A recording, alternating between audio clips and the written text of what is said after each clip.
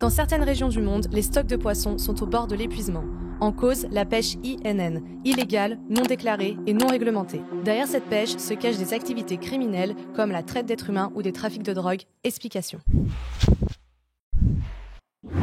Depuis la fin du XXe siècle, les prises liées à la pêche atteignent des records en nombre, tandis que le taux de capture s'effondre.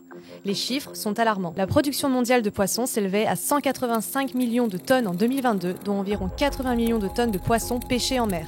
C'est l'équivalent de presque 8000 tours Eiffel. Près d'un tiers des prises mondiales sont des captures accidentelles, autant de poissons morts, rejetés à la mer parce qu'ils ne sont pas les espèces recherchées ou sont trop petits. Un organisme lutte activement pour la protection des océans. Il s'agit de la Fondation de la mer qui vient de rendre public un rapport contenant sa stratégie Al Capone. À la manière d'Al Capone, condamné pour fraude fiscale et non pour ses multiples crimes, la Fondation de la mer a établi 89 préconisations pour lutter contre la pêche in par des voies détournées. La pêche illégale est la pêche pratiquée par des navires dans les eaux territoriales d'un État sans l'autorisation de cet État ou contrairement aux lois de ce dernier. Par exemple, aujourd'hui encore, certains pêcheurs utilisent de la dynamite au Sri Lanka alors que cet usage est interdit. La pêche non déclarée est par exemple lorsqu'un pêcheur ne déclare pas ou de manière erronée son réel poids de capture afin d'échapper aux quotas. Et enfin, la pêche non réglementée est la capture de poissons qui ne font pas l'objet de mesures de gestion et de conservation dans une zone de pêche donnée. C'est le cas de la non-réglementation des maillages en Guinée qui conduit à la destruction de la biodiversité. Ces trois types de pêche constituent la pêche INN. À elle seule, elle représente 10 à 26 millions de tonnes de poissons par an, soit jusqu'à 19% de la production mondiale de poissons. Comment est-ce possible ? Un territoire en particulier est propice à la pêche INN, la haute mer. Elle couvre 60% de la surface des océans, soit 50% de la surface de la planète. Ce sont des étendues marines qui n'appartiennent à personne. Deux organismes internationaux la régulent.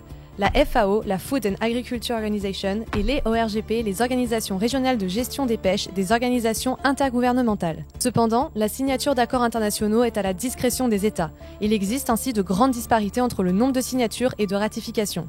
Mais à qui profite le crime ? La pêche in génère de 11 à 23 milliards de dollars américains par an et brasse davantage d'argent que le marché des armes légères. En effet, dans certaines régions du monde, les stocks de poissons sont au bord de l'épuisement, ce qui fait de ces espèces une denrée des plus précieuses. Selon un rapport d'Interpol, les malfaiteurs utilisent des navires de pêche pour procéder au trafic de drogue et à la traite d'êtres humains. Les réseaux criminels utilisent également les produits tirés de la pêche commerciale à grande échelle pour financer d'autres activités illicites. Comme en Afrique du Sud, où des trafiquants de drogue locaux affiliés aux triades chinoises se sont associés à des pêcheurs pour qu'ils capturent à leur profit des ormeaux qu'ils leur échangent contre de la méthamphétamine ou du manthrax. En tant que citoyen français, il est possible de lutter, premièrement, en tant que consommateur, nous pouvons arrêter de consommer des poissons en situation de surpêche ou des poissons dont la pêche contribue au développement de la pêche illégale. Par exemple, c'est le cas du saumon, de plus en plus consommé en France, notamment dû au développement des Pokéballs, consommés par millions sur ces 5 dernières années.